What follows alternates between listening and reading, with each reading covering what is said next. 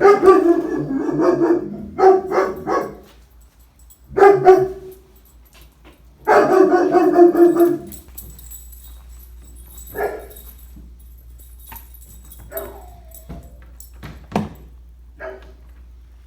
is Ralphy, and he's here for an evaluation today. And you can see he's a scared guy. When he came in this morning, apparently he was at the end of the leash, lunging, barking, defecating himself, and overall pretty explosive and intense.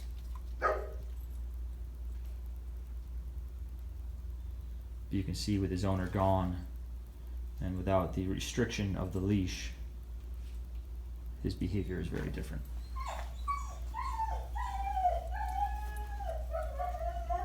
We have not done anything with him yet today. This is getting him out of the kennel for the first time. We had his owner actually bring him into the kennel because he's not conditioned to a muzzle yet, and there would have been no real way to do a safe handoff, and it would have been extremely stressful for him to have one of the staff put him in the kennel. So we just allowed the owner to bring him in. Makes the experience easier and safer for everybody. And that was about an hour ago. So he had some time to settle down. And then we get to see what Ralphie's all about. So I wanted to take this guy for a walk just to bond with him a little bit. And she said he was a bad puller. She also said he's obviously a very fearful guy. He's like to the extreme here. This is what we're dealing with on a walk. It's pretty intense. His tail is just down. He is frantic about trying to get away and pull on this leash, straining. It is, you're starting at a baseline of 0 when it comes to leash skills here. So we're gonna work with him a little bit and see what we get. But just see, this is a walk with him. I'm leaning backwards to keep myself steady as he's pulling as hard as he can.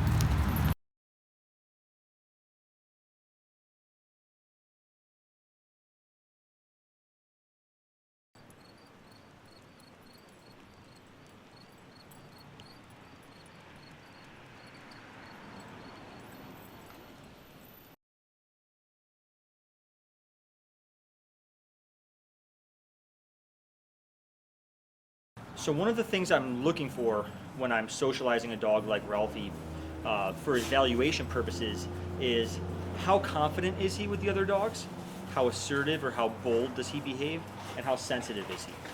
And so right now what we've seen is he's relatively confident, so he's not terribly fearful. Once he got used to the group, he's actually feeling okay.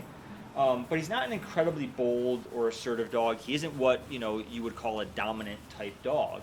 He's actually quite happy just mingling, and his tail's been at a nice low gait, his ear is nice and relaxed. He's not trying to prove himself to anybody.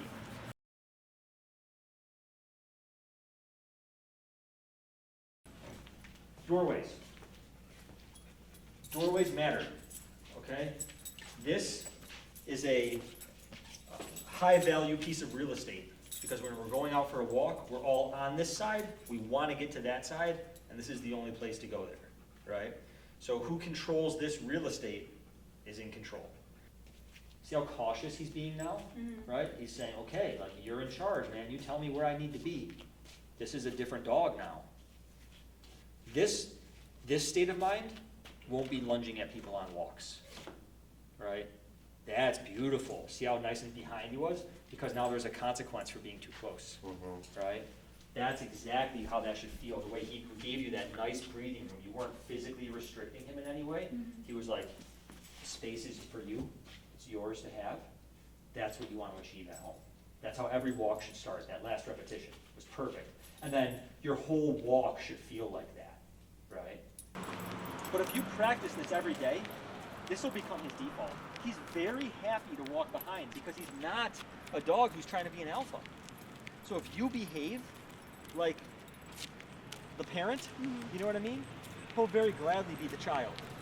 He's very willing to take that position. He's not the He's not a guy who's going to try and challenge you on this. Yeah. You know what I mean? So this is what your walk should be all the time. Isn't that amazing? Yeah. Right?